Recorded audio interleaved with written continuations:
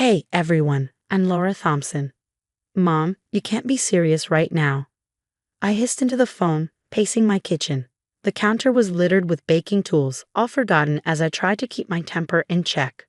My twins were at school, Jack was at work, and I was supposed to be prepping for tomorrow's bakery orders. Not handling this bombshell. Laura, she's your sister. She just got divorced. Where else is she supposed to go? Mom's guilt-laden tone was maddeningly familiar. How about her own place? She's 35, not 15. We've already decided, Laura. Jessica will move in with you tomorrow, she said with a finality that made my stomach churn. You've got that big house, and family helps family. I glanced around our home, the home Jack and I had sacrificed for, one painstaking mortgage payment at a time. Did anyone even think to ask me, or Jack? Don't be selfish, Laura. You always were the difficult one. That night, over dinner, I broke the news to Jack. Babe, we need to talk. My hands were trembling as I set down my fork. What's wrong? He asked, his brow furrowing. My parents are forcing Jessica to move in with us. And Madison, too. Your sister Jessica, his voice sharpened. The one who borrowed your wedding dress and returned it with wine stains. The very same. The twins came bounding into the kitchen. Dad, can we have dessert? Not now, kids, Jack said, his tone unusually firm. Mom and I need to talk. Is it about Aunt Jessica? Emma, my daughter, frowned. She's mean to us. She called my drawing stupid last Christmas, Emma added, crossing her arms. Yeah, and she never remembers our names, Jake chimed in. The following week was a disaster.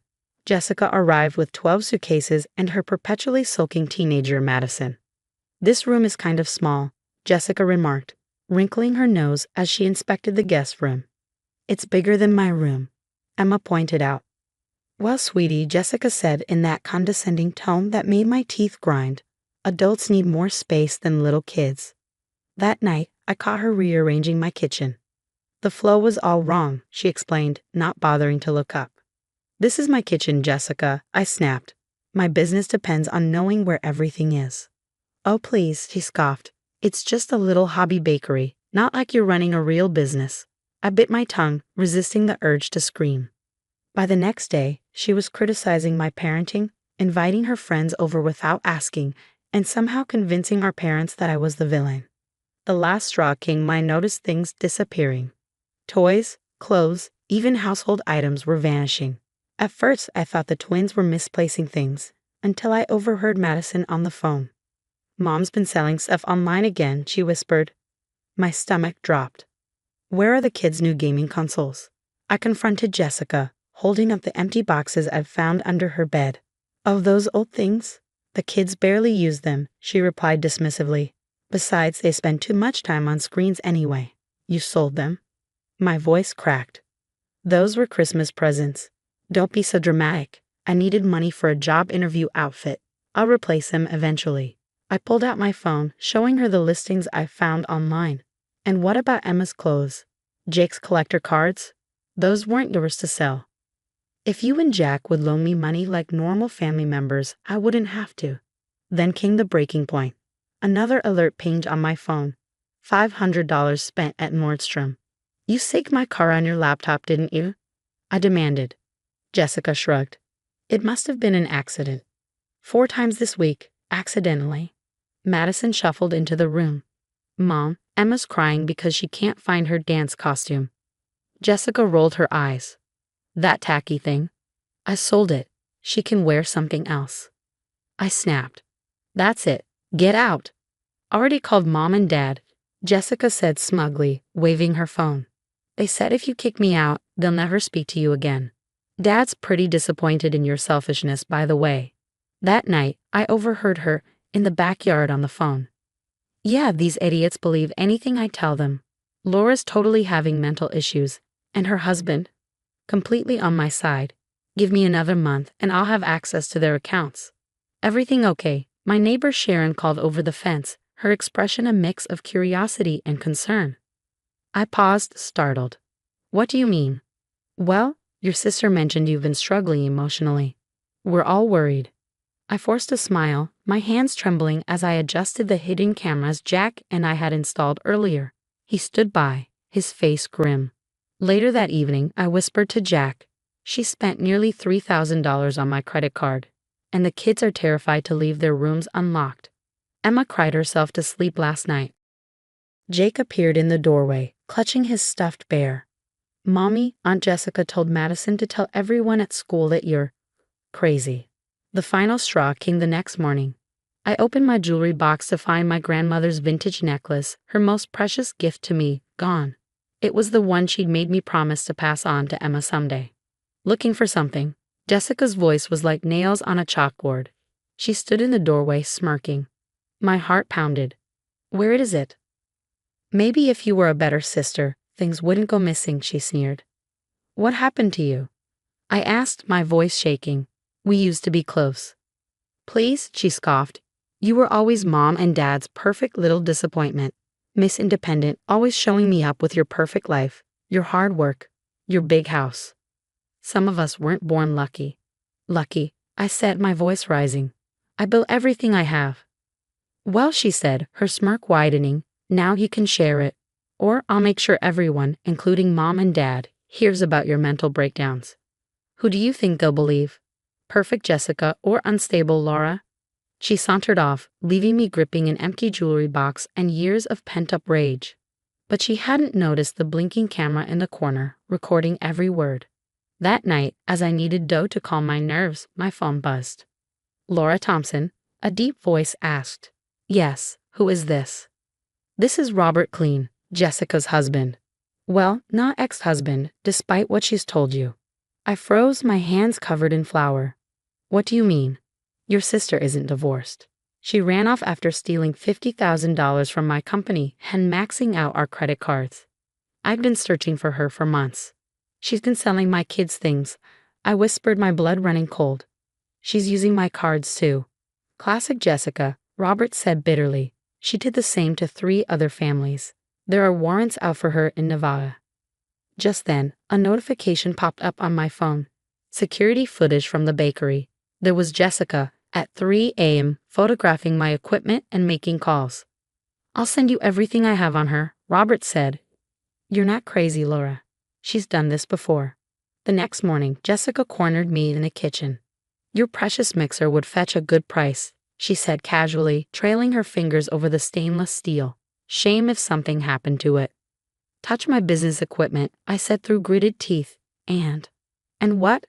Call the cops?" She interrupted with a laugh. "Who'll believe you? Madison's already told her counselor you're erratic. One more push and Jack might just take the kids." My phone buzzed again. It was Mom. "Laura, Jessica says you've been threatening her. We raised you better. Maybe you need professional help." I hung up, shaking, and called Robert back. "She's planning something big. I need your help." "I'm on my way," he said. "Keep her there 2 more days." That evening, during dinner, Madison broke. She burst into tears, sobbing uncontrollably. "I can't do this anymore," she cried. "Mom, tell them the truth about Dad." "Shut up, Madison," Jessica snapped, glaring daggers at her daughter. "Laura, control your niece." "No," Madison shouted. "Tell them, Mom. Tell them how you stole Dad's money, how you made me lie about the divorce." Jessica lunged for her daughter, but I stepped in between them. "Touch her," I said coldly, "and it's over." "You know what?" Jessica snarled. "I've had enough of your perfect family act. By next week, I'll own half this house.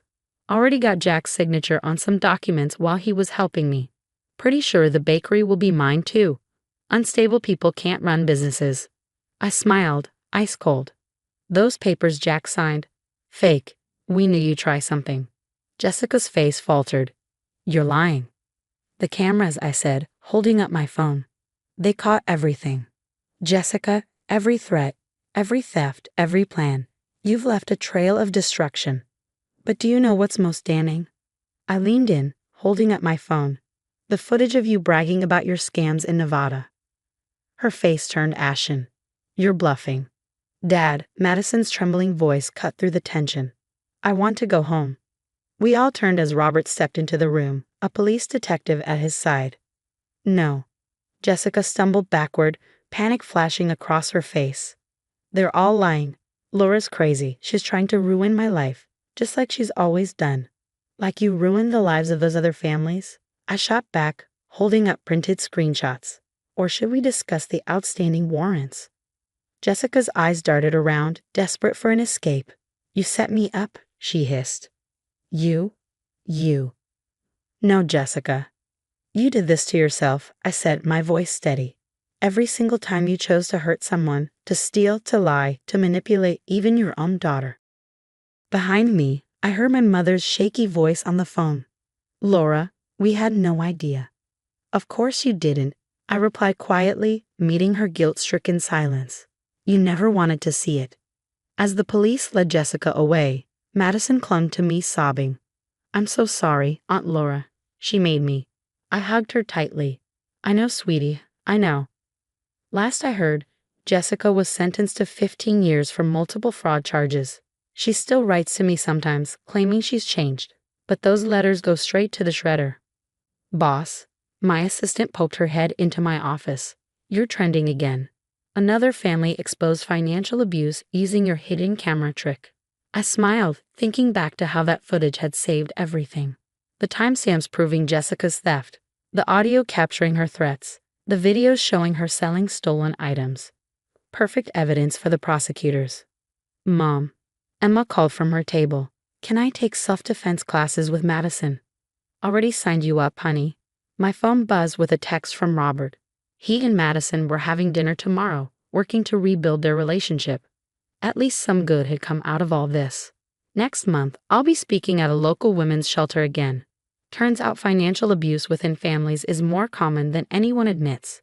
But now I know the signs, the excuses, the guilt trips, the way toxic people turn everyone against you before dismantling your life piece by piece. Your 3 o'clock is here, Jack reminded me as another woman walked into my office. Another story of family theft and gaslighting. They find me now through the website, Surviving Family Fraud. Because that's the thing about toxic people, they never think they're wrong. But we don't have to let them win. So what would you do if your parents consistently chose your toxic sibling over you? Would you give them another chance as they're asking, or maintain strong boundaries, even if it means losing them forever? Share your thoughts in the comments, and remember, setting boundaries isn't just about protecting yourself.